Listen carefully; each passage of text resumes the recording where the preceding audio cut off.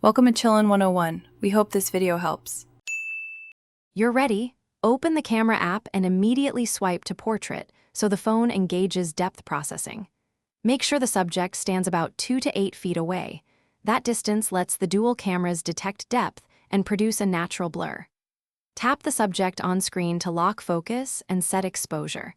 Once done, glance at the portrait lighting options to pick the look you want. The iPhone 11 neural engine combines both lenses to separate subject from background for that professional. Next, refine composition and lighting to get the best result.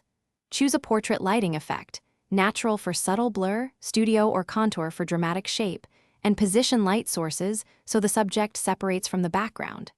Use the grid to align the subject and hold the phone steady or brace on a surface.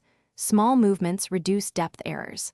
Make sure the background isn't cluttered and that subject-background contrast is clear, because the algorithm needs a distinct separation to produce a clean portrait blur. Finally, take the photo and review it in the Photos app. If the blur is too strong or weak, tap Edit and use depth control to increase or decrease background blur. This adjusts the aperture effect after capture. You can also change lighting effects and crop as needed. If portrait didn't activate or edges look odd, move the subject a little farther from the background, clean the lens, or close and reopen camera. If problems persist, restart the phone or update iOS to fix algorithm issues. Thanks for watching. Consider subscribing if we helped you.